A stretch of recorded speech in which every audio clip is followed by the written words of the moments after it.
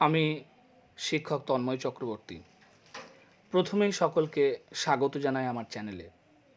অনেকের অনুরোধে আমি আজকে ব্যাকরণের একটি গুরুত্বপূর্ণ অধ্যায় নিয়ে আপনাদের কাছে হাজির হয়েছি।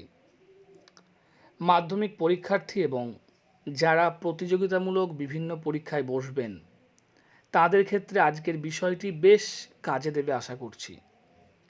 আসলে ব্যাকরণ খুব সহজ একটি বিষয়, কিন্তু অনেকের কাছেই তা ভয়ের কারণ হয়ে দাঁড়ায় শুধু সঠিক পদ্ধতি অনুসরণ না করার জন্য।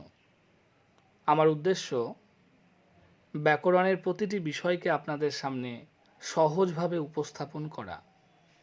আপনারা উপকৃত হলে আমার চ্যানেলটি অবশ্যই সাবস্ক্রাইব করুন ইউটিউবে লাল বোতামটি প্রেস করে, আর কমেন্ট করুন ইউটিউবের কমেন্ট বক্সে। সাথে সাথে নতুন কোন বিষয়ে আপনারা চাইছেন আমাকে জানান, আমি সেই বিষয় নিয়ে আপনাদের কাছে হাজির হব। আমাদের আজকের আলোচ্য বিষয় সমাস।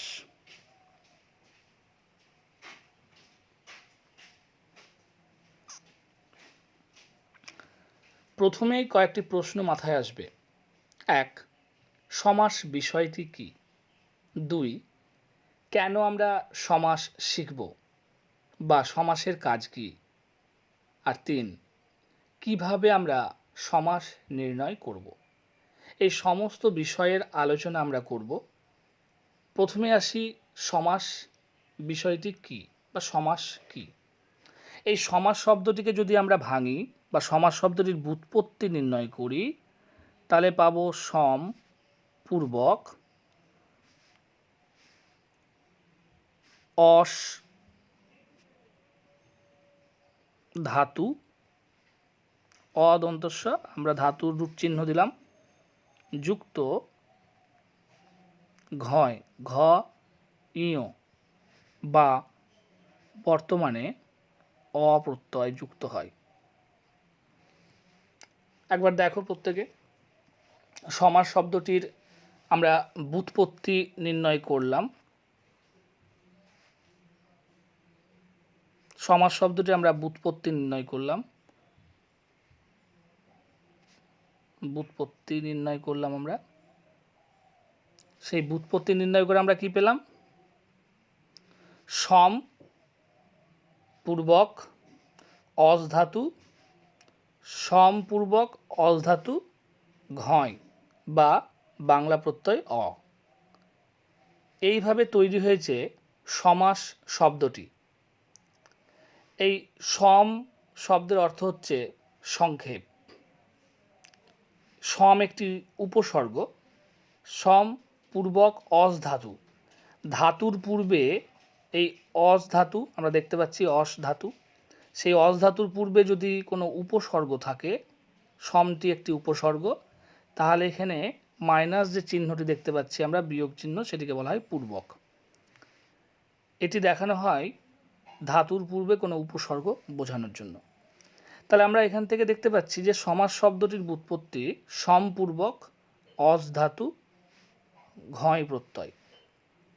এইভাবে তৈরি হয়েছে সমাস শব্দটি। তাহলে সম অর্থে কী বললাম আমরা? সংক্ষেপ। অস যুক্ত ঘ নিয়ে তৈরি হয় আস। আস মানে ভবন বা হওয়া। তাহলে সম মানে বললাম সংক্ষেপ, আর অস যুক্ত ঘয় বা অ নিয়ে তৈরি হয় আস, অর্থাৎ ভবন বা সংক্ষেপ হওয়া। এবার যদি আমরা সমাসের সমাস নির্ণয় করি, আমরা নির্ণয় করব সমাসের সমাস।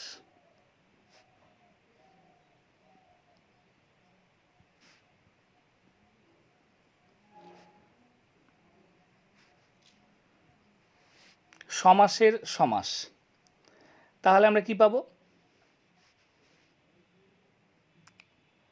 সম লিখব আমরা, বন্ধনীর মধ্যে থাকবে সংক্ষেপ কথাটি,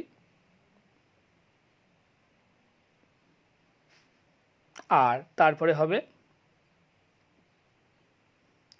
আস, আ দন্তস্ব আস। আমরা আস কথাটিকে বন্ধনীর মধ্যে দেব ভবন, ভ ব দন্তন্য ভবন। আমরা ভালো করে লিখছি আবার, ভ ব দন্তন্য ভবন মানে হওয়া। তাহলে সমাসের সমাস খুব সংক্ষেপেই হয়ে গেল। সমাসের সমাস আমরা এইভাবে লিখব, সম বন্ধনীর মধ্যে দেব, সম লেখার পরে আমরা বন্ধনীর মধ্যে দেব সংক্ষেপ, তারপর লিখব আস, বন্ধনীর মধ্যে দেব ভবন। হয়ে গেল সমাসের সমাস নির্ণয়। এটা কি সমাস হবে?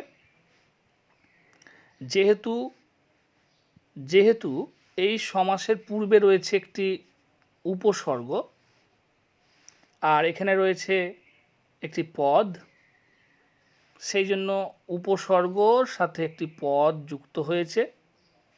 সমটি হচ্ছে একটি উপসর্গ,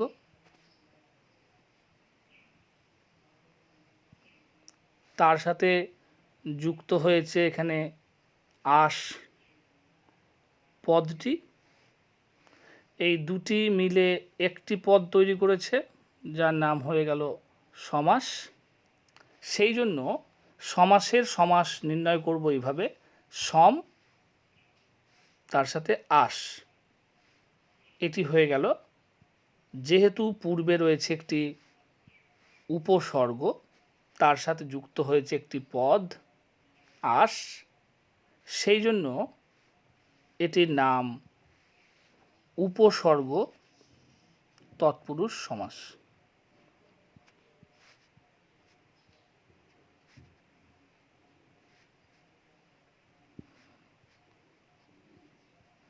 উপসর্গ তৎপুরুষ সমাস। তাহলে সমাসের সমাস নির্ণয় করলাম, সমাসের সমাস হয়ে গেল উপসর্গ তৎপুরুষ সমাস, বা মনে রাখতে হবে প্রাদি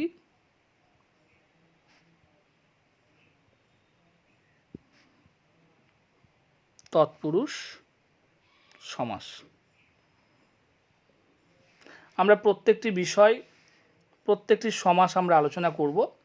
আমরা পরপর এগোবো একটু একটু করে, আমরা পরে এগিয়ে যাই। তাহলে আমরা দেখতে পাচ্ছি যে সমাসের আমরা সমাস নির্ণয় করলাম। সম মানে বললাম আমরা সংক্ষেপ, অর্থাৎ সমাস হলো একটি প্রক্রিয়া বা পদ্ধতি যার সাহায্যে আমরা কিছু জিনিসকে ছোট করি।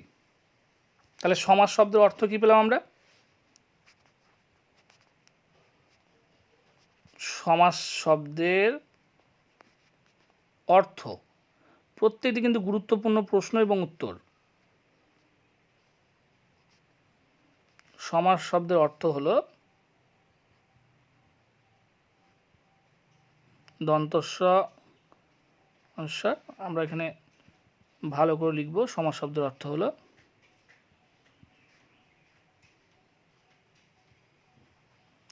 সংক্ষেপ, কয় মূর্ধন্য স একার প। তাহলে সমাস শব্দের অর্থ হলো সংক্ষেপ। এখন প্রশ্ন যে কোন জিনিস বা কাকে আমরা সংক্ষেপ করব? উত্তরে বলি, বাক্যে ব্যবহৃত একাধিক পদকে আমরা একটি পদে পরিণত করব। কি বললাম আমরা? বাক্যে ব্যবহৃত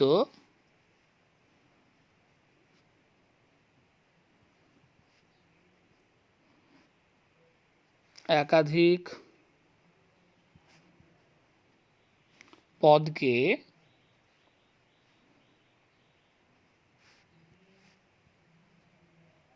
আমরা একটি পদে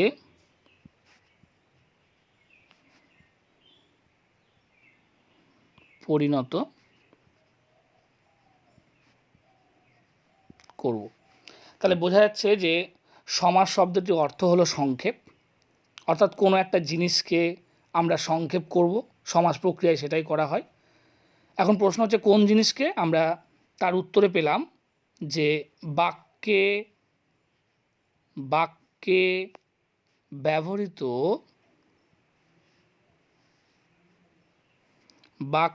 ব্যবহৃত একাধিক পদকে আমরা একটি পদে পরিণত করব। তাহলে বিষয়টি বোঝা যাচ্ছে যে বাক্যে যে ব্যবহার হচ্ছে বিভিন্ন পদ, সেই পদগুলোকে আমরা কটা পদে পরিণত করব? একটি পদে আমরা পরিণত। যেমন তোমরা দেখো,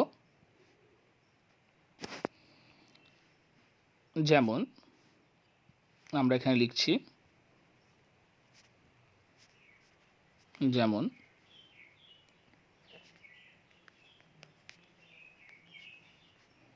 তোমার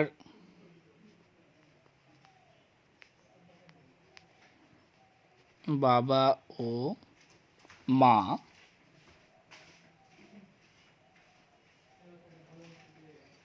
ভালো আছেন। তাহলে এখানে একটা বাক্য আমরা দেখতে পাচ্ছি। এই বাক্যে আমরা কি লিখলাম?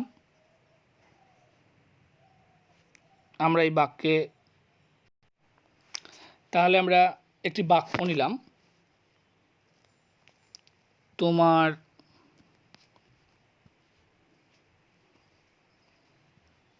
বাবা ও মা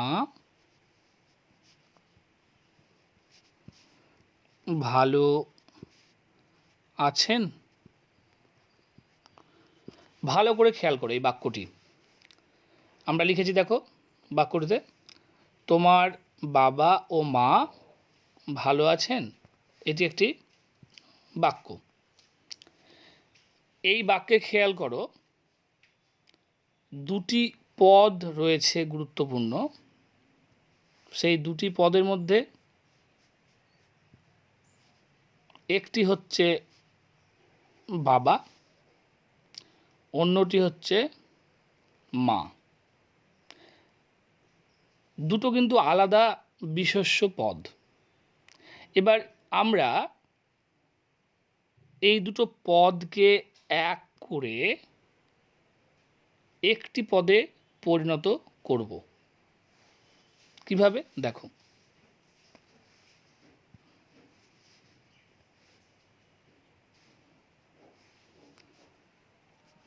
তোমার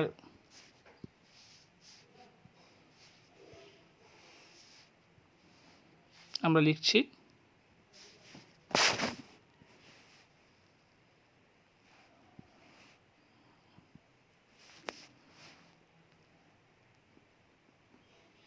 তোমার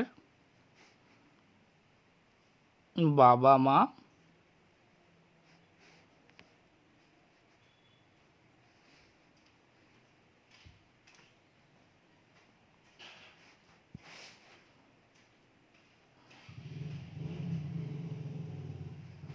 ভালো আছেন। তাহলে এখানে কি দাঁড়ালো? এই বাক্যে এবার দেখো, প্রথম বাক্যে কী ছিল? তোমার বাবা ও মা ভালো আছেন। তাহলে বাবা ও মা দুটি আলাদা বিশেষ্য পদ ছিল, কিন্তু আমরা এই যে বাক্যটি তৈরি করলাম সেই বাক্যে দেখো একটি পদে পরিণত হয়ে গেল, বাবা ও মা, যেটি সমাসের মাধ্যমে কিন্তু হয়েছে। তাহলে সমাসের মাধ্যমে কি ঘটলো? বাবা একটি পদ ছিল, মা একটি পদ ছিল, তাহলে একাধিক পদ ছিল, এখানে দুটি পদ ছিল। এই একাধিক পদকে আমরা কী করলাম? একটি মাত্র পদে পরিণত করলাম। আমরা আরেকটি বাক্য নেব,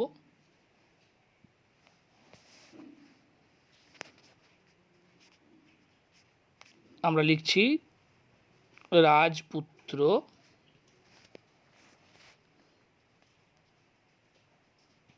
রাজ্য ঘুরে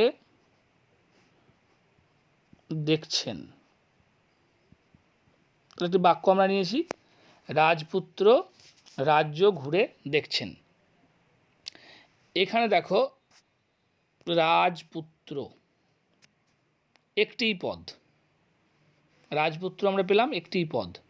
কিন্তু এই পদটিকে যদি আমরা ভাঙি বা যদি পদটিকে আমরা বিশ্লেষণ করি, তাহলে কিন্তু দুটো আলাদা পদের অর্থ পাওয়া যাবে। যেমন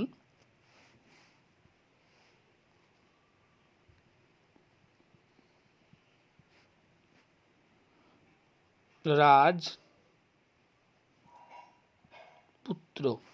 সমান, আমরা সমাস যদি ভাঙি তাহলে পাবো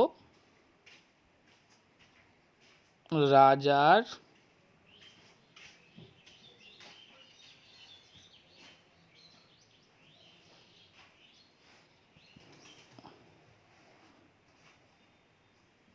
পুত্র। এখানে খেয়াল করো যে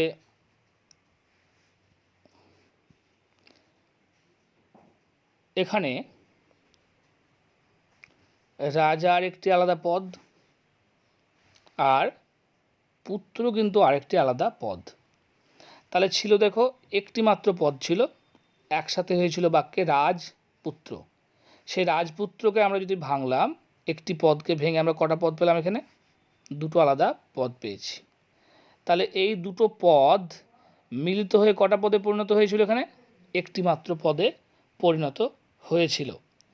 অর্থাৎ স্বাভাবিকভাবে তোমরা বুঝতে পারছো যে এখানে কিন্তু পদ দুটো কী হলো? পদ দুটো কিন্তু সংক্ষেপ হয়ে গেল, সংক্ষিপ্ত হয়েছে বা ছোট হয়েছে। অর্থাৎ রাজার একটা পদ ছিল, পুত্র একটি আলাদা পদ ছিল। তাহলে এই দুটো পদ মিলে ছোট হয়ে কটা হলো? একটি মাত্র, রাজপুত্র। এরকম অজস্র উদাহরণ বা একাধিক পদ আমরা প্রতিটি মুহূর্তে, প্রতিটি সময় কথা বলার ক্ষেত্রে একটি পদে পরিণত করে কথা বলি, কিন্তু সেটা আমাদের নিজেদের অজান্তেই। দেখো, আমরা অজস্র উদাহরণ দিচ্ছি। যেমন আমরা একটি করে বাক্য নিয়ে নিই।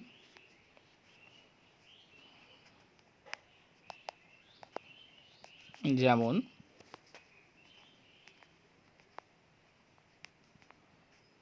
মেয়ে জামাই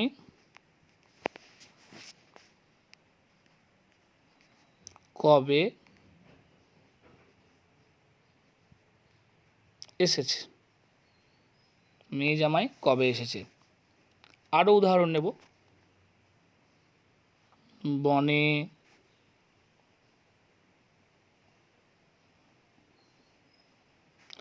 পশু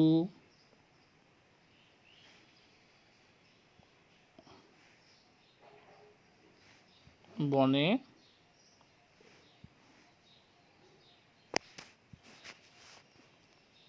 পশু পাখি আছে। আমরা আরও উদাহরণ নেব, একটি নয় একাধিক উদাহরণ আমরা নেব।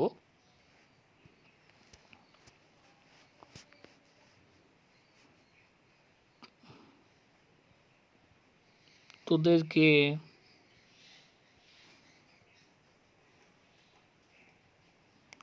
কোলে পিঠে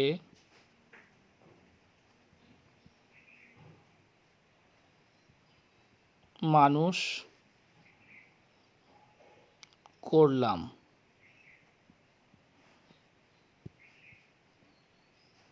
আরও উদাহরণ নেব আমরা। মা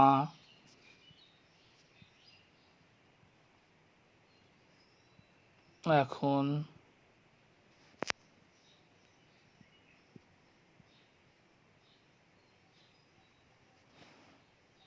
আমরা একটু ভালো করে লিখি।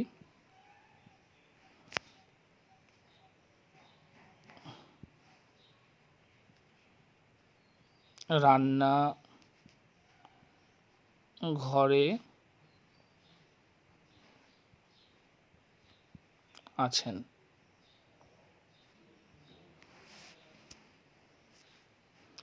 আমরা আরও উদাহরণ নেব।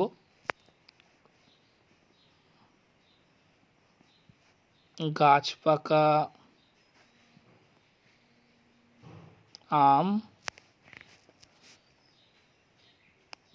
সুস্বাদু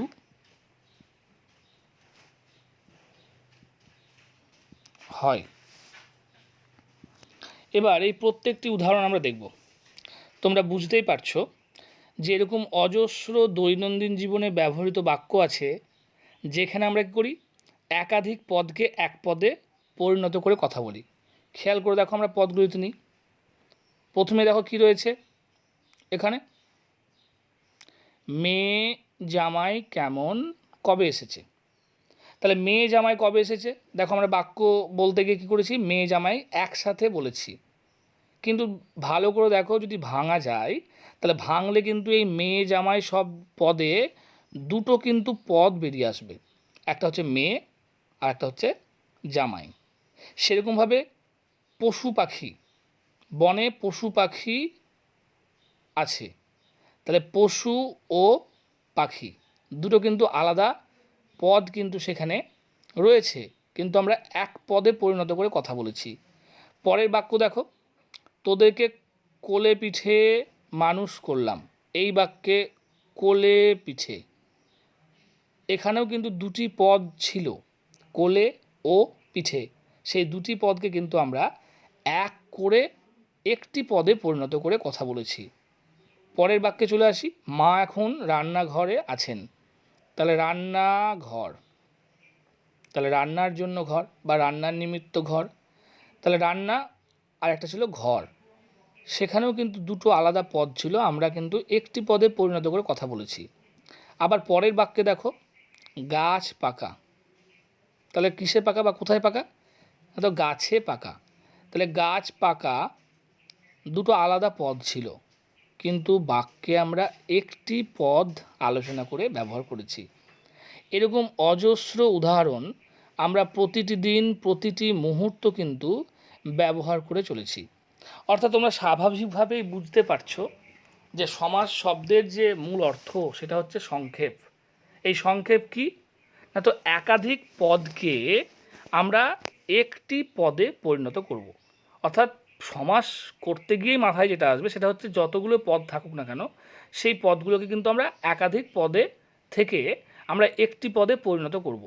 কিন্তু এক্ষেত্রে কিন্তু খেয়াল রাখতে হবে যে পদগুলোর একটা পারস্পরিক যেন অর্থ সম্বন্ধ বা সম্পর্ক থাকে।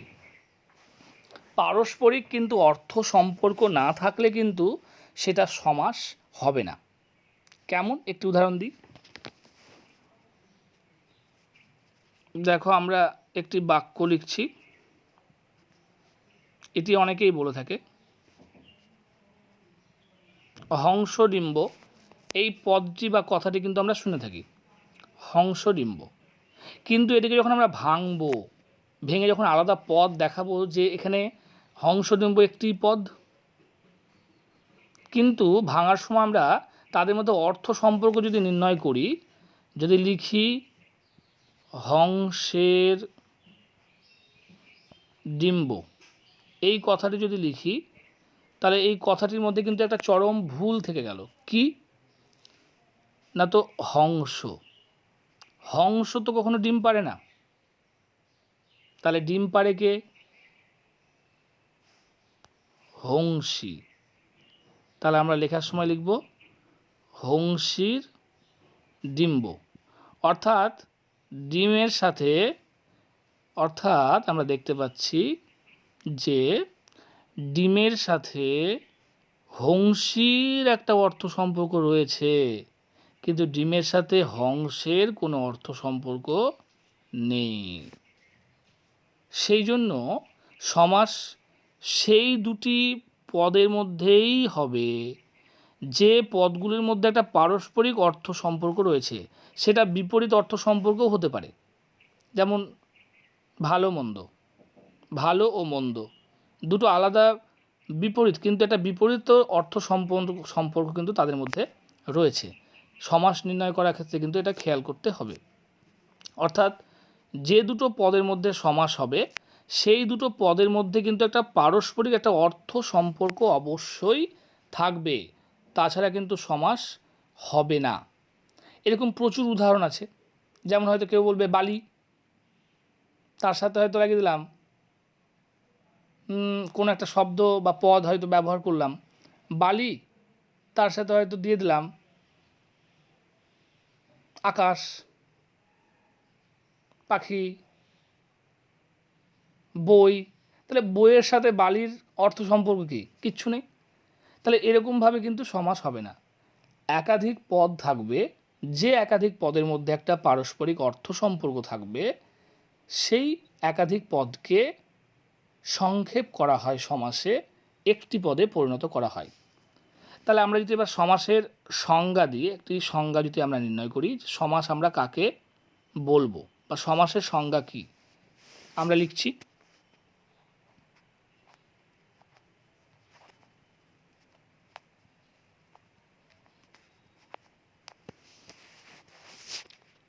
পরস্পর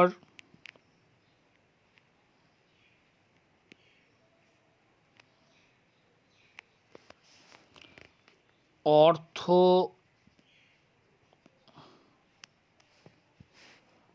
পরস্পর লেখাটি একটু খারাপ হয়ে যাচ্ছে, আমরা ঠিক করে নিই। পরস্পর অর্থ সম্পর্কযুক্ত দুই বা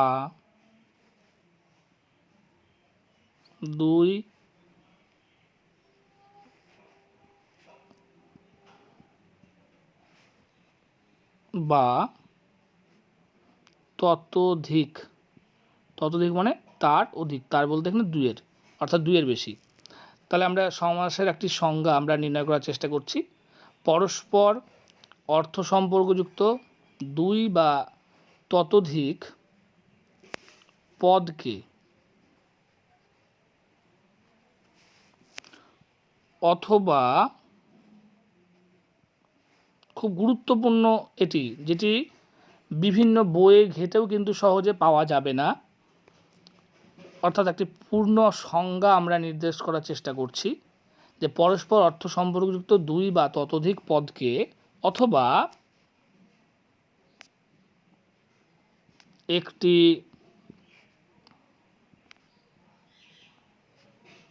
উপসর্গ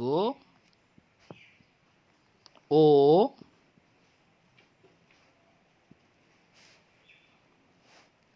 একটি পদকে এক পদে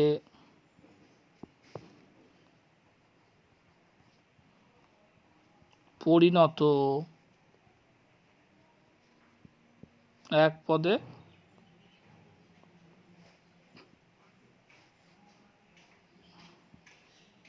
পরিণত করার পদ্ধতিকেই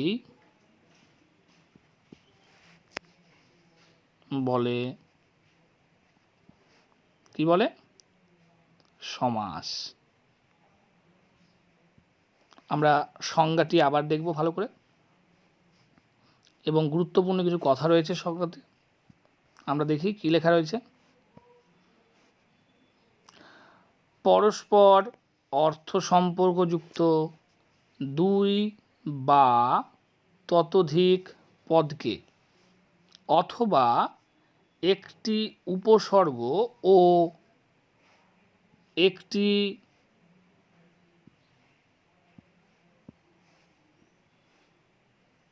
পদকে এক পদে পরিণত করার পদ্ধতিকেই বলে সমাস। আবার দেখো, খুব গুরুত্বপূর্ণ কিছু কথা রয়েছে যেগুলো মাথায় রাখলেই কিন্তু আমরা সমাসের পুরো বৈশিষ্ট্য পেয়ে যাচ্ছি।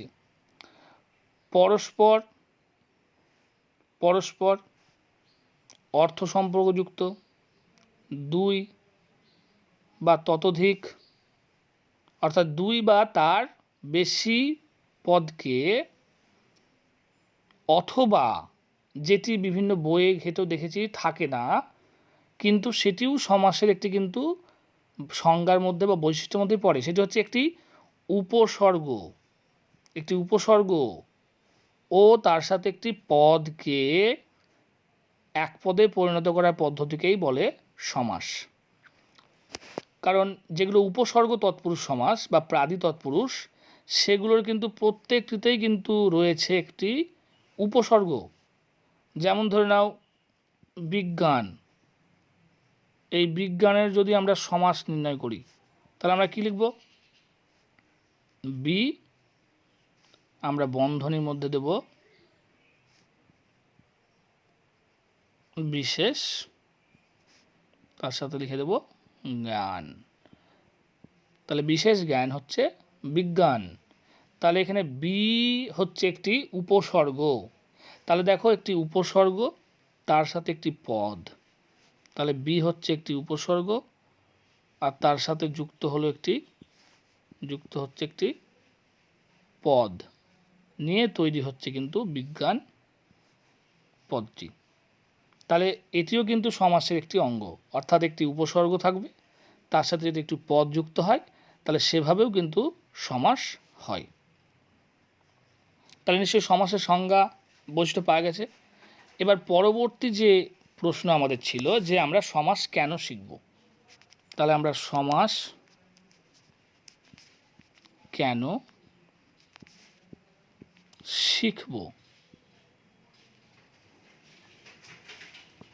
আমরা সমাসটা শিখব কেন?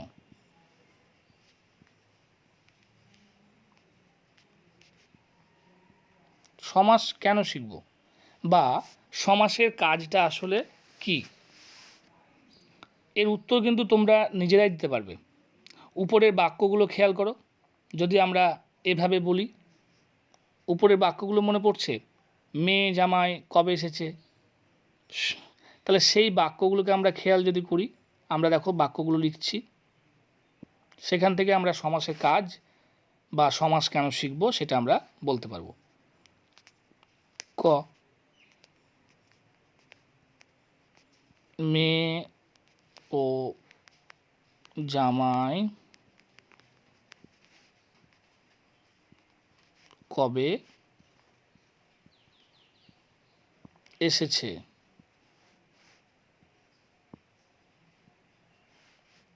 2 নম্বর বা খ,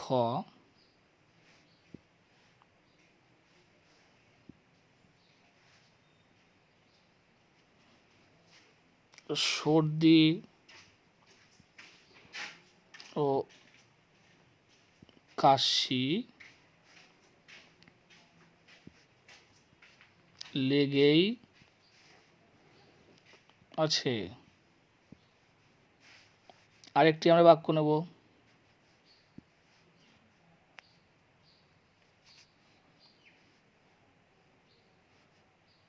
মা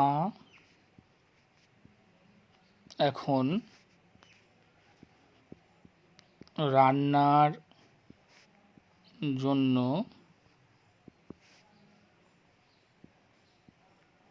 ঘরে আছেন। বাক্যগুলো এবার দেখো আর নিজে শোনো। মেয়ে ও জামাই কবে এসেছে। খ, সর্দি ও কাশি লেগেই আছে। গ, মা এখন রান্নার জন্য ঘরে আছেন। তাহলে এই বাক্যগুলো তোমরা খেয়াল করো, এই বাক্যগুলো যখন শুনছো তখন একটু বাধো বাধো লাগছে না? আর মনে হচ্ছে না যেন সুশ্রাব্য হচ্ছে না, অর্থাৎ সুন্দর লাগছে না শুনতে, অর্থাৎ শুনতে যেন ভালো লাগছে না। বাক্য অযথা কিন্তু বড় হয়ে যাচ্ছে, তাই তো? এসো আরও সহজ করে আমি বিষয়টি তোমাদেরকে বোঝাই। আমরা আরেকটি বাক্য নেব, দেখো আমরা একটি বাক্য নিচ্ছি, খুব গুরুত্বপূর্ণ। আজ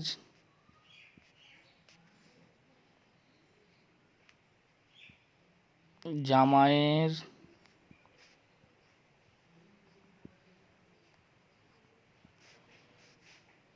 মঙ্গলার্থে,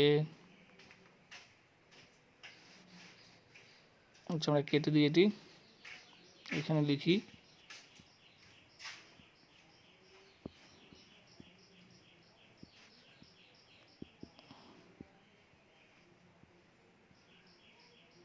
আজ জামাইয়ের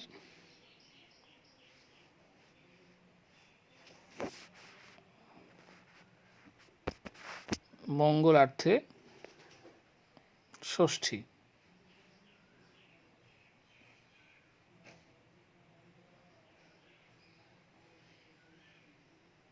এখানে আমরা লিখেছি বাক্যটি, যা জামাইয়ের মঙ্গলার্থে। তাহলে বাক্যটি খেয়াল করো, আজ জামাইয়ের মঙ্গলার্থে ষষ্ঠী। এটা কিন্তু সমাস না করে এই বাক্যটি তৈরি করেছি আমরা, অর্থাৎ কোনো পদকে আমরা এক পদে পরিণত এখানে করিনি। এবার 2 নম্বর বাক্য লিখছি আমরা, খ আজ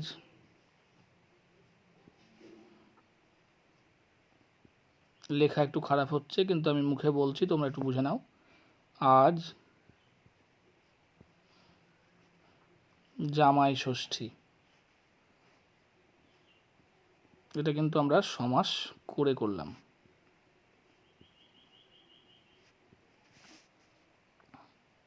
দেখতে পাচ্ছ যে দুটো আলাদা বাক্য। দেখো প্রথম যে বাক্যটি রয়েছে, প্রথম বাক্যটি ক, আজ জামাইয়ের মঙ্গলার্থে ষষ্ঠী। দ্বিতীয়টি আমরা লিখলাম আজ জামাই ষষ্ঠী। প্রথমটিতে আমরা সমাস না করে করেছি, আর দ্বিতীয় বাক্যটিতে আমরা সমাস করে করলাম। এখন তোমরাই বলো যে কোন বাক্যটি বেশি সুন্দর, সুশ্রাব্য, সংক্ষিপ্ত এবং প্রাঞ্জল, অর্থাৎ পরিষ্কার মনে হচ্ছে? দ্বিতীয় বাক্যটি তো?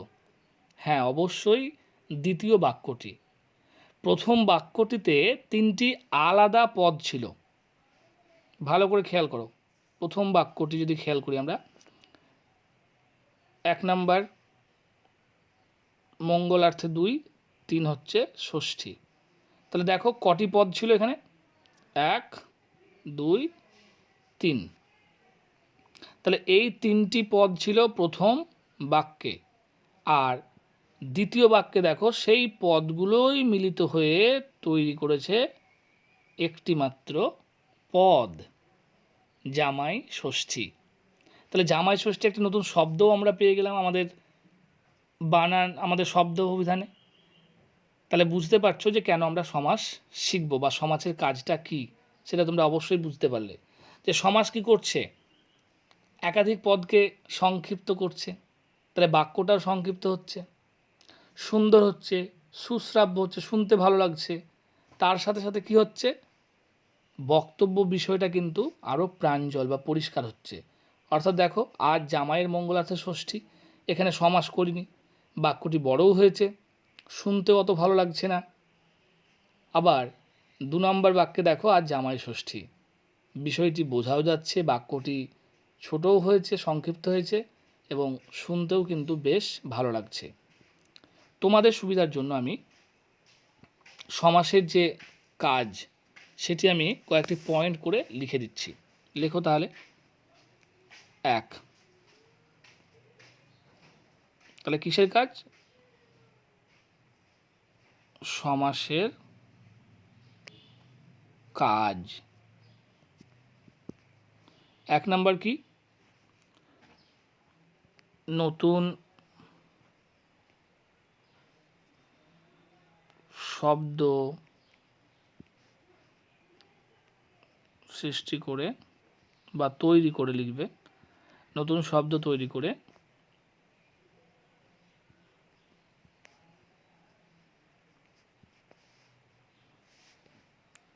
নতুন শব্দ তৈরি করে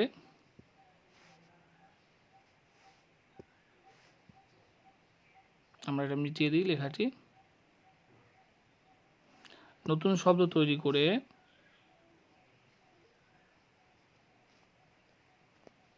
ভাষাকে সমৃদ্ধ করা। 1,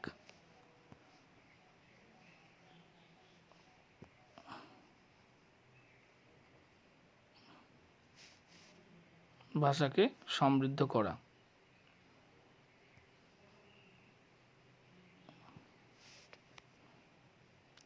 সমৃদ্ধ বানানটি ঠিক করে নাও। দন্ত স ময়রি দয়ে ধয়ে। আচ্ছা, 2 নম্বর, বাক্যকে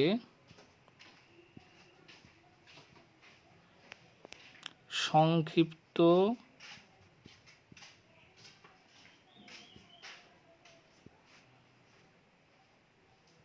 ও সুন্দর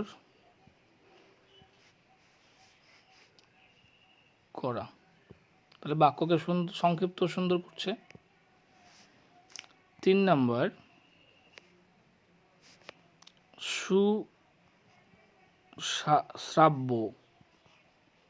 সুশ্রাব্য করা, অর্থাৎ শ্রুতি মধুর করা।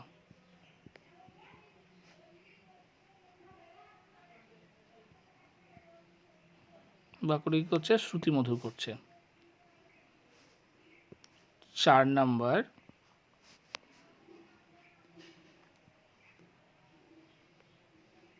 বক্তব্যকে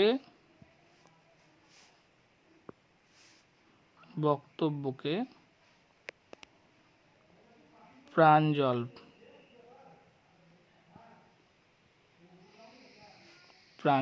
করা। প্রাঞ্জল মানে হচ্ছে পরিষ্কার বা সহজ। প্রাঞ্জল করা বা সহজ বা পরিষ্কার করা। তাহলে এইগুলো পাচ্ছি আমরা সমাসের কাজ বা কেন সমাস শিখবো তার একটা উত্তর। দেখো, প্রথমে সমাসের কাজ কি? 1,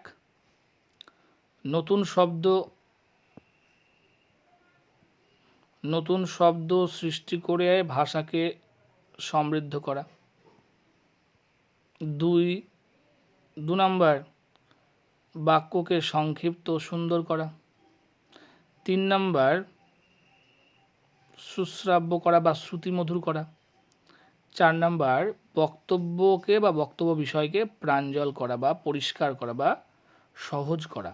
তাহলে এইগুলো সব হচ্ছে সমাসের কাজ। সমাস এগুলো করে থাকে। এবার আসি, সমাস আমরা কিভাবে নির্ণয় করব।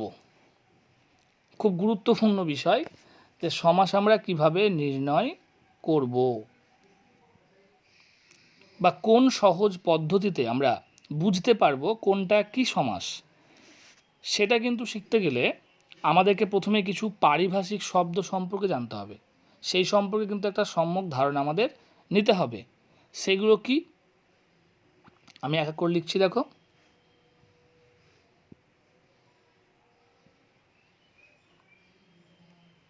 1, যে জিনিসগুলো সম্পর্কে জানতে হবে আমাদের, আমরা বিস্তারিত জানব, তাহলে সমাস সম্পর্কে কোনো অসুবিধা আমাদের আর হবে না। সমস্যমান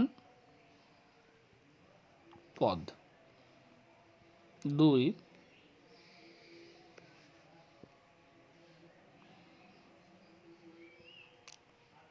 সমস্ত পদ বা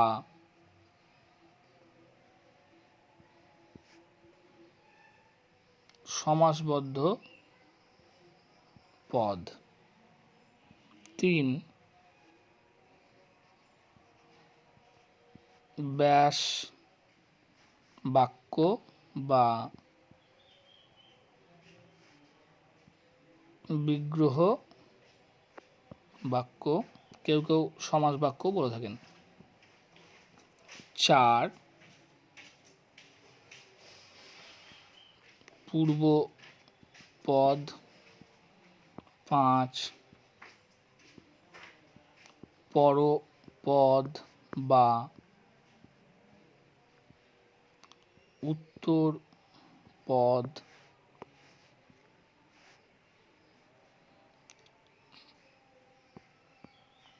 6 নম্বর, মধ্যপদ, 7 নাম্বার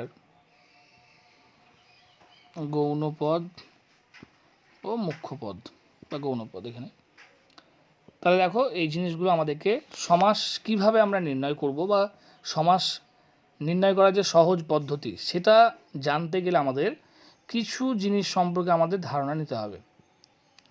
প্রথম, সমস্যমান পদ। প্রথমেই রয়েছে আমাদের সমস্যমান পদ। দ্বিতীয় হচ্ছে সমস্ত পদ।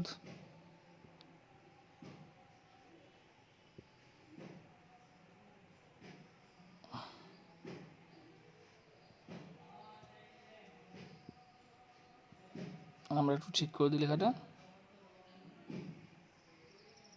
সমস্ত পদ।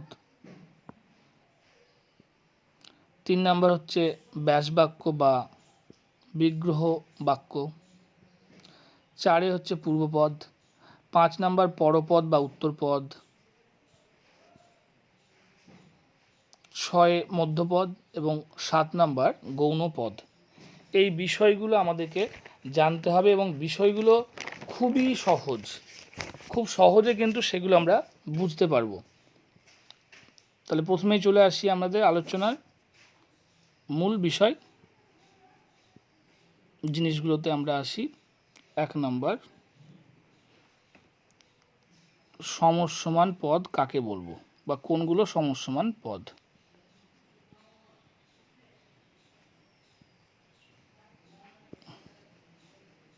আমরা লিখে লিখে আলোচনা করছি। যে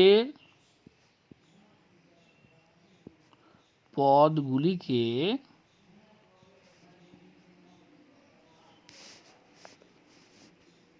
আমরা একটু অন্য কালি নেওয়ার চেষ্টা করি।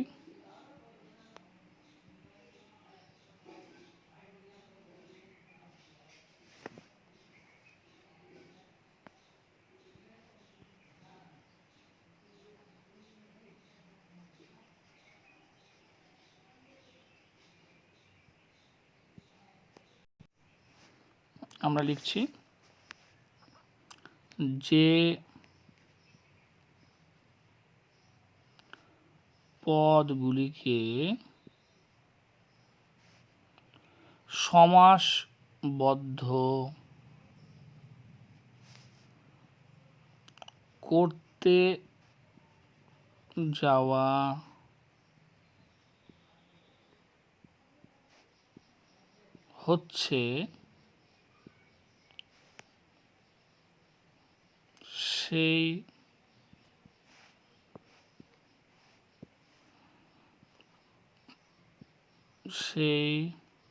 যাওয়া হচ্ছে সেই পদগুলিকে বলা হয়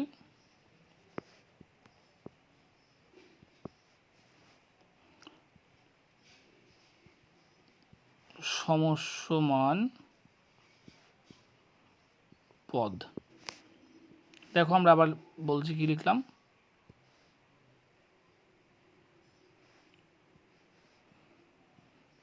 যে পদগুলিকে সমাসবদ্ধ করতে যাওয়া হচ্ছে সেই পদগুলিকে বলা হয় সমস্যমান পদ। আমরা উদাহরণ নেব, যেমন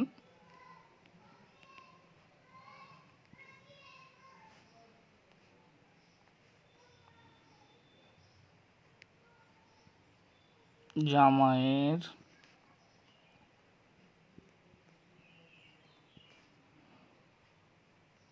মঙ্গলার্থে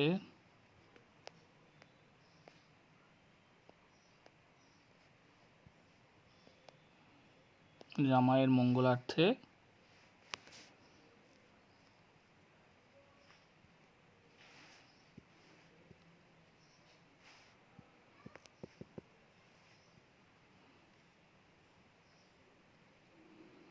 জামাইয়ের মঙ্গলার্থে ষষ্ঠী। তাহলে এই বাক্য এইখানে খেয়াল করো, জামাইয়ের মঙ্গলার্থে ষষ্ঠী। তাহলে এখানে কটি পদ রয়েছে? 1, 2, 3। এই প্রত্যেকটি পদকে আমরা মিলিয়ে একটি পদে পরিণত করব, সেটি হচ্ছে জামাই ষষ্ঠী। তাহলে এখানে যে পদগুলোর আমরা সমাস করছি, একটা পদ, দুটো পদ, তিনটে পদ, এই প্রত্যেকটি পদকে আমরা বলবো সমস্যমান পদ। কি ব্যাপারটা বোঝা গেল? অর্থাৎ যে পদগুলোর আমরা সমাস করব মানে সংক্ষিপ্ত করব, অর্থাৎ 1, 2 এবং 3, এই তিনটে পদকে মিলিয়ে আমরা একটি পদ করব, সেটা হচ্ছে জামাই ষষ্ঠী। তাহলে যে পদগুলোর আমরা সমাস করব বা সমাসবদ্ধ করব, অর্থাৎ জামাইয়ের, তার সমাস করব, মঙ্গলার্থে এবং ষষ্ঠী, এই তিনটি পদের আমরা সমাস করতে যাচ্ছি, অর্থাৎ সংক্ষেপ করতে যাচ্ছি। এই তিনটি পদকেই আলাদাভাবে বলে সমস্যমান পদ। আমরা আরও উদাহরণ নেব।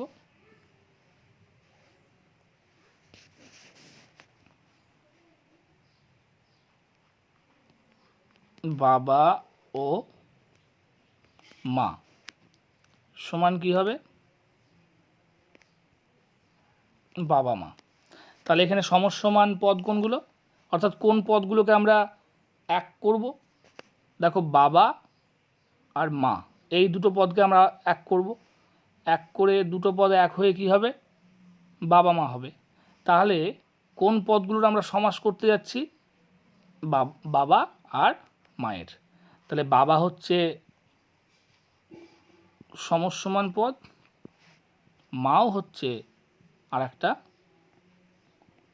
সমস্যমান পদ। অর্থাৎ যে পদগুলোর আমরা সমাস করব, অর্থাৎ আমরা বলেছি যে সমাস কি না, তো পারস্পরিক অর্থ সম্পর্কযুক্ত বা পরস্পর অর্থ সম্পর্কযুক্ত দুই বা ততোধিক বা একটি উপসর্গ একটি পদকে এক পদে পরিণত করার পদ্ধতিকেই বলছে সমাস। তাহলে এখানে যে পদ দুটো আছে, একটা হচ্ছে বাবা, একটা হচ্ছে মা, এই দুটো পদের আমরা সমাস করব, এক করব দুটো পদকে নিয়ে। তাহলে এই দুটো পদেরই সমাস যেহেতু করতে যাচ্ছি, তাহলে এই বাবা হচ্ছে সমস্যমান পদ এবং মাও হচ্ছে আলাদাভাবে আরেকটি সমস্যমান পদ। তাহলে এখানে কটি সমস্যমান পদ রয়েছে? দুটি পদ রয়েছে। আমরা আরেকটি উদাহরণ নিই।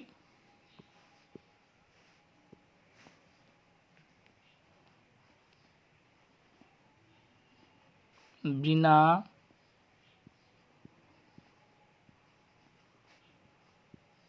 পানিতে জার সমান কি হবে? বিনা পানি।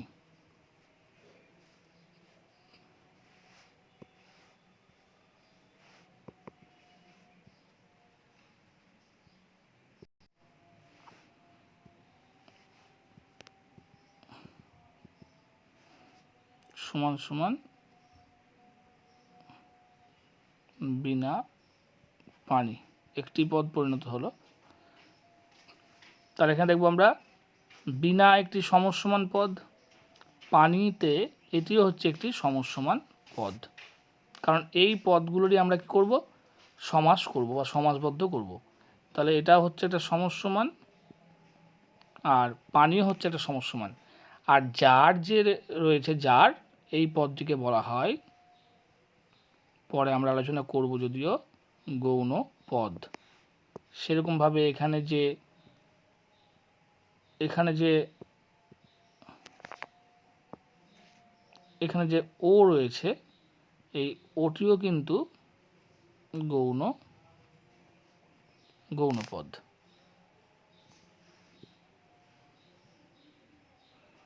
তাহলে তোমরা নিশ্চয়ই বুঝতে পারছো যে সমস্যমান পদ তাহলে কোনগুলো, অর্থাৎ যে পদগুলোর আমরা সমাস করতে যাচ্ছি, যে পদগুলো আমরা সমাস করব, ভালো মন্দ একটি পদ, কিন্তু যখন আমরা তাদের সমাস করছি, অর্থাৎ ভালো ও মন্দ, তাহলে ভালো হচ্ছে একটি সমস্যমান পদ, মন্দটাও একটি সমস্যমান পদ। তাহলে এবার আমরা আসি সমাসবদ্ধ বা সমস্ত পদে। আমাদের পরবর্তী আলোচনা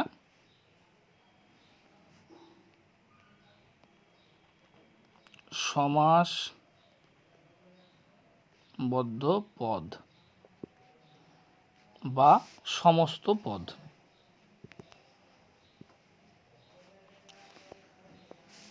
দেখো খুব সহজ, সমস্যমান পদগুলিকে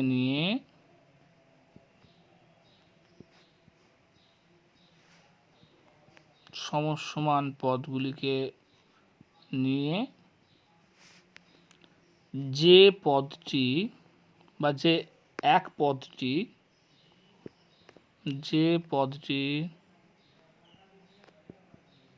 গঠিত হলো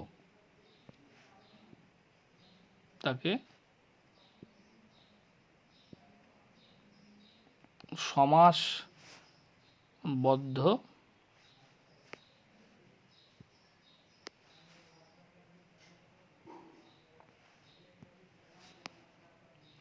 পদ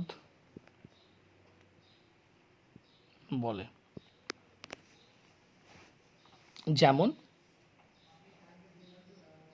যেমন দেখো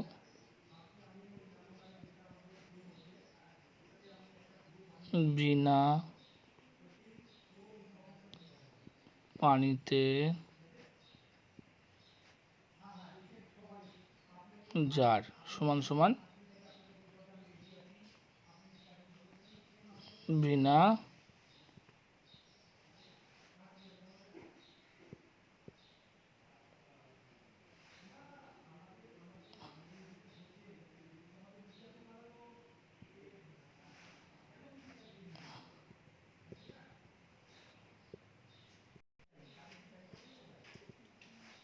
সমান সমান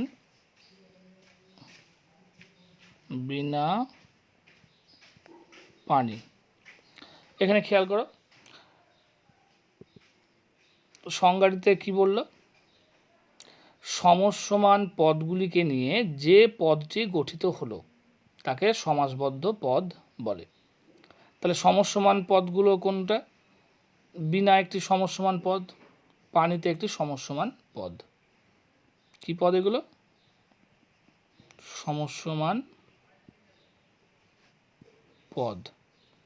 তাহলে বিনা আর পানি এই দুটো পদ যুক্ত হয়ে কোন পদটা গঠন করলো? এই পদটা। তাহলে বিনা পানি যে পদটা গঠিত হলো সেটা হচ্ছে কি পদ? সমাসবদ্ধ পদ। নিশ্চয়ই বোঝা গেল যে সমস্যমান পদগুলো মিলিত হয়ে বিনা সমস্যমান পদ, পানিতে এটাও সমস্যমান পদ। তাহলে এই দুটো পদ মিলিত হয়ে যে পদটা গঠন করলো অর্থাৎ বিনা পানি, এই বিনা পানিটা হচ্ছে সমাসবদ্ধ পদ বা সমস্ত পদ।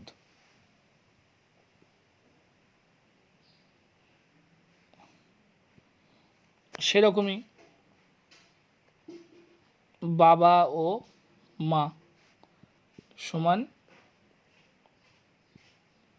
বাবা মা।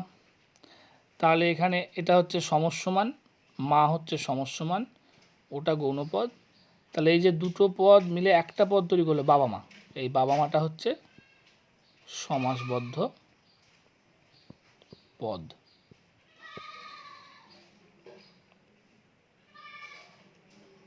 তাহলে সমাস নির্ণয় করতে গেলে কিন্তু এই বিষয়গুলি জানা কিন্তু খুবই দরকার। এই পারিভাষিক জিনিসগুলো যদি জানা যায় তাহলে সমাস নির্ণয় করতে গিয়ে কিন্তু আর কোনো অসুবিধা হবে না। এবার আমরা আসব ব্যাস বাক্য বা বিগ্রহ বাক্যে। আমরা লিখি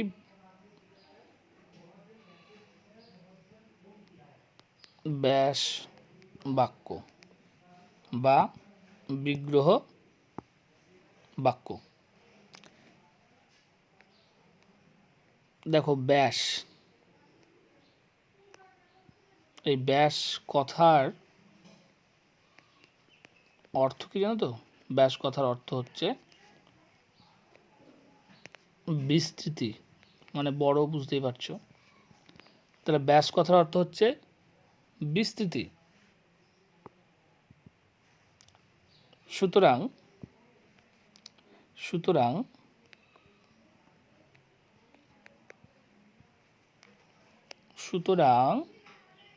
ব্যাস বাক্য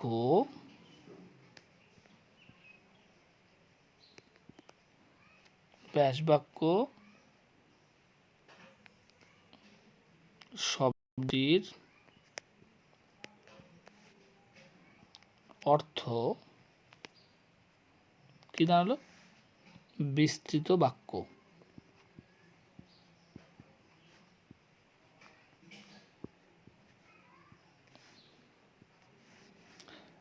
প্রধান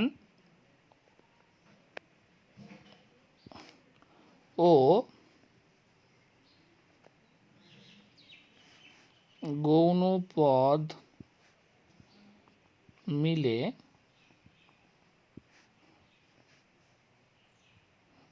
যে বাক্যটিকে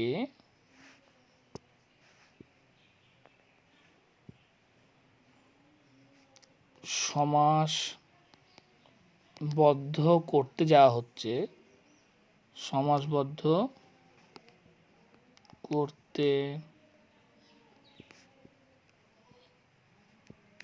যাওয়া হচ্ছে সেই বাক্যটি হলো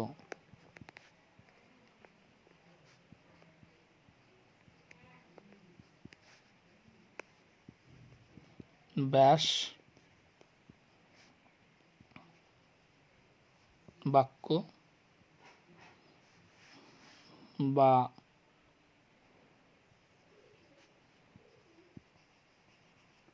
সমাস বাক্য বা বিগ্রহ বাক্য। ভালো করে দেখো কি বললাম আমরা। ব্যাস বাক্য তাহলে কি? ব্যাস কথার অর্থ হচ্ছে বিস্তৃতি, সুতরাং ব্যাস বাক্য শব্দটির অর্থ বিস্তৃত বাক্য। প্রধান ও গৌণ পদ মিলে যে বাক্যটিকে সমাসবদ্ধ করতে যাওয়া হচ্ছে সেই বাক্যটি হলো ব্যাস বাক্য বা সমাস বাক্য বা বিগ্রহ বাক্য।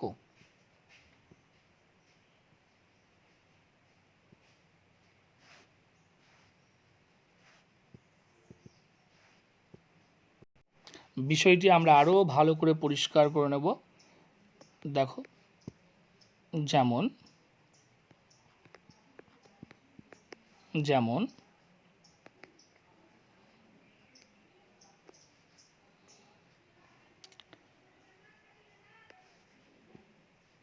যেমন আমরা একটা বাক্য লিখি,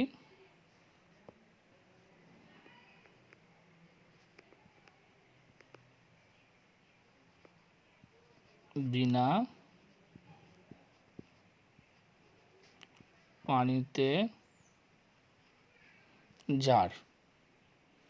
এই যে বিনা পানিতে জার, এই যে পুরো বাক্যটি, এটা তো একটা বাক্য, এই পুরো বাক্যটিই কিন্তু এখানে ব্যাস বাক্য, কারণ এই পুরো বাক্যটি মিলে কিন্তু তৈরি হচ্ছে একটি পদ, যেটা হবে বিনা পানি। একই রকমভাবে দেখো, সেরকম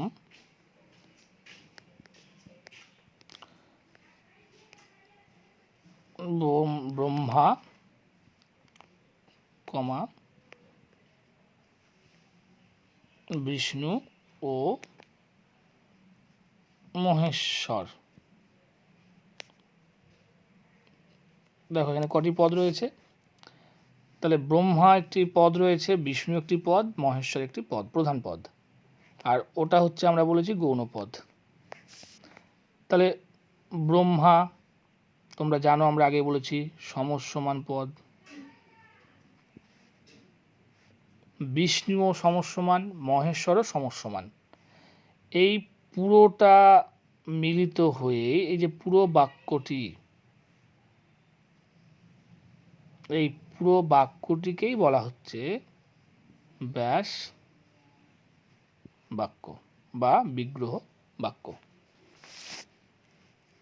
অন্যভাবে বলতে পারো যে সমাসবদ্ধ পদটিকে ভেঙে দেখানো হয় যে বাক্যের সাহায্যে, সেটি ব্যাস বাক্য।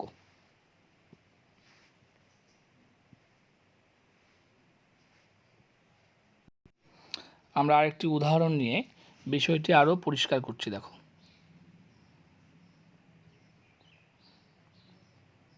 জামাইয়ের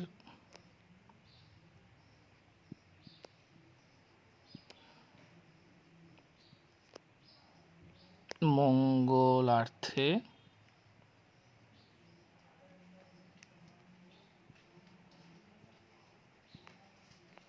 ষষ্ঠী। জামাইয়ের মঙ্গলার্থে ষষ্ঠী সমান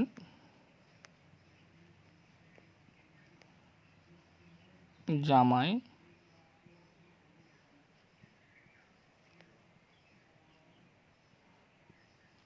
জামাই ষষ্ঠী। এই উদাহরণটি ভালো করে খেয়াল করো।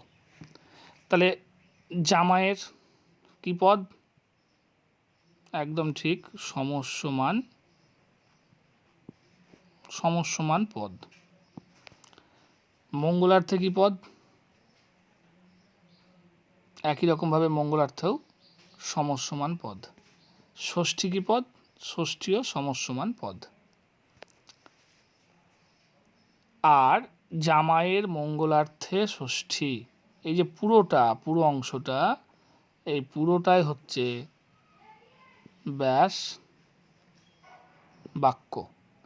আর জামাইয়ের সমস্যমান, মঙ্গলার্থে সমস্যমান, ষষ্ঠী সমস্যমান, এই জামাইয়ের মঙ্গলার্থে ষষ্ঠী, এই তিনটে সমস্যমান পদ মিলিত হয়ে একযোগে তৈরি করলো জামাই ষষ্ঠী। তাহলে জামাই ষষ্ঠী হচ্ছে সমাসবদ্ধ পদ।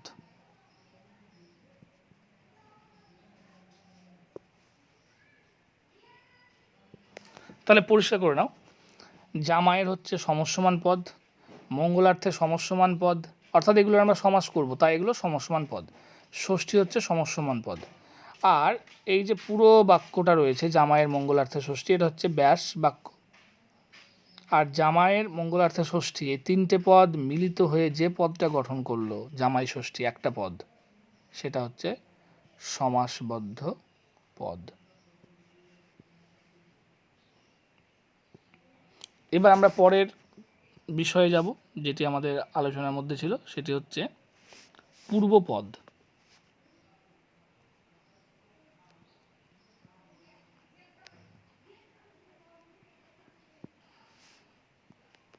পূর্বপদ কি? খুবই সহজ বিষয়, একদম সহজ। সমস্যমান পদগুলির মধ্যে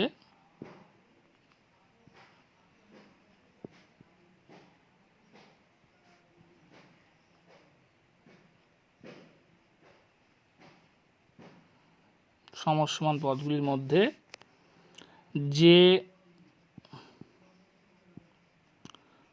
প্রধান পদটি, প্রধান কথাটা গুরুত্বপূর্ণ এখানে, যে প্রধান পদটি থাকে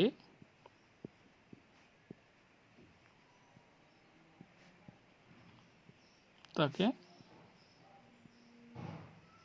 পূর্বপদ বলে। ভালো করে খেয়াল করো, সমস্যমান পদগুলির মধ্যে যে প্রধান পদটি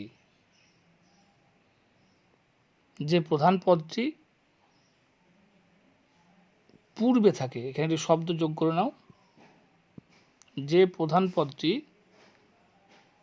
এখানে যুক্ত হবে, পূর্বে শব্দটি যুক্ত হবে, যে প্রধান পদটি পূর্বে থাকে, পূর্বে মানে প্রথমে থাকে, তাকে বলা হয় পূর্বপদ। খুবই সহজ বিষয়টি।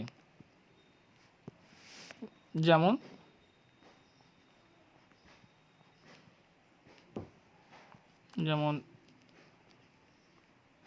রাজার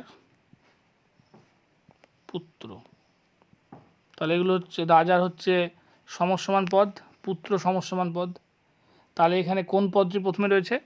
রাজার। তাহলে রাজার হচ্ছে কি পদ? পূর্ব পদ। তাহলে একইভাবে পরপদ কোনটি? এই পুত্র পদটি হচ্ছে এখানে পরপদ। তাহলে আমাদের উত্তরপদ বা পরপদ বোঝা গেল। আমরা আলাদা করে আর পরপদ বা উত্তরপদ আলোচনা করছি না।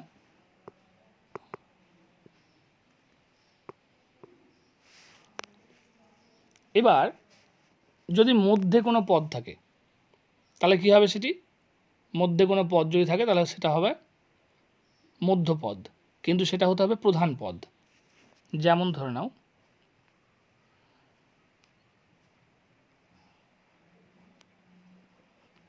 টক,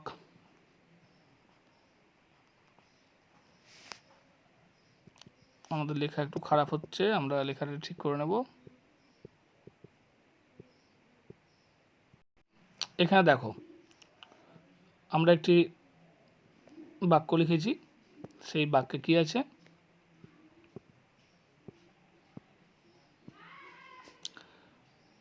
টক, ঝাল ও মিষ্টি। তাহলে টক হচ্ছে সমস্যমান পদ 1 নম্বর, ঝালটাও সমস্যমান পদ, মিষ্টিও সমস্যমান পদ। তাহলে 3টি সমস্যমান পদ রয়েছে। এবার এর মধ্যে মধ্যপদ কোনটি? প্রধান যে পদটি মাঝে রয়েছে। তাহলে ঝাল এখানে মাঝে রয়েছে, তাহলে ঝাল হয়ে গেল মধ্যপদ। তাহলে টক কি পদ? পূর্বে রয়েছে, সেই জন্য পূর্বপদ। মিষ্টি শেষে রয়েছে, তাই পরপদ বা উত্তর পদ। অর্থাৎ মাঝে যে প্রধান পদটি থাকবে, ঝাল, এই যে প্রধান পদটি মাঝে রয়েছে সমস্যমান পদটি, সেই জন্য তাকে বলবো আমরা মধ্যপদ। তাহলে এই বিষয়গুলো কিন্তু সম্যক ধারণা তোমাদের প্রয়োজন। কেননা যখন আমরা সমাস নির্ণয় করতে যাব তখন দেখতে পাবো যে কোন পদের অর্থ প্রধান, সেই অনুযায়ী কিন্তু সমাসের ভাগগুলো হয়েছে। অর্থাৎ পূর্বপদ প্রধান হলে কোন সমাস হবে, পরপদ প্রধান হলে কোন সমাস হবে, দুটো পদই যদি প্রধান হয় বা উভয় পদই যদি প্রধান হয় তাহলে কোন সমাস হবে, কোনো পদই যদি প্রধান না হয় তাহলে সেটা কোন সমাস হবে, সেগুলো নির্ণয় কিন্তু করতে হবে। আর তার জন্য কিন্তু প্রয়োজন, ভীষণভাবে প্রয়োজন কিন্তু এই পারিভাষিক শব্দগুলো তোমাদের জানা। এবার যদি 4টে পদ থাকে তাহলে কি হবে দেখো।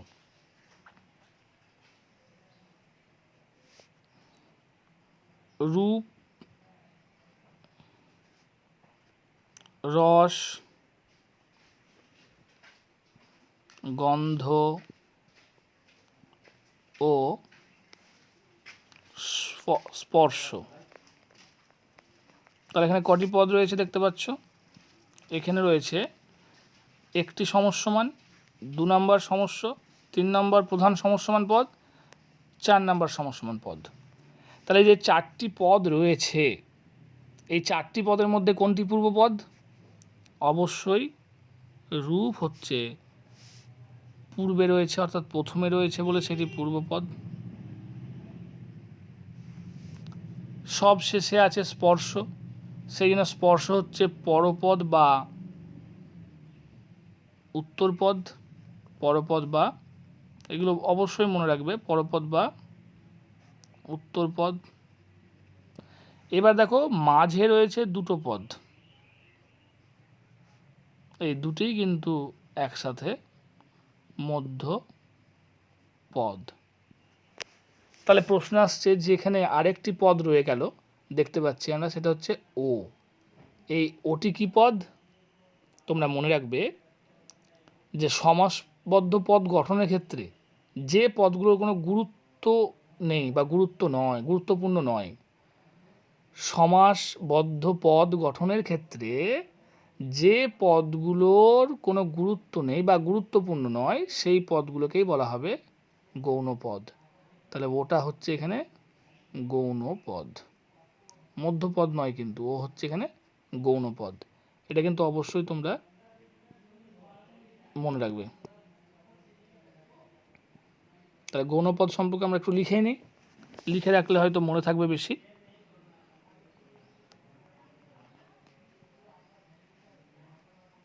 গৌণ পদ,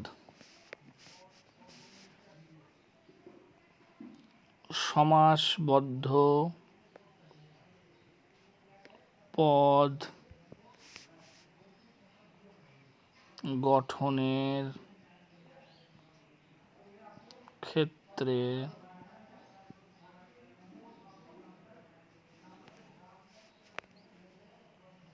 যে পদ গুরুত্বপূর্ণ নয়, যে পদ গুরুত্বপূর্ণ নয় সেগুলি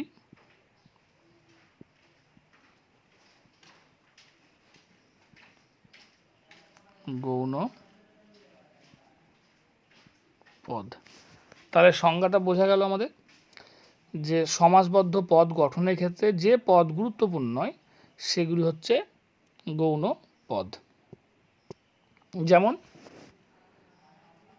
বাবা ও মা,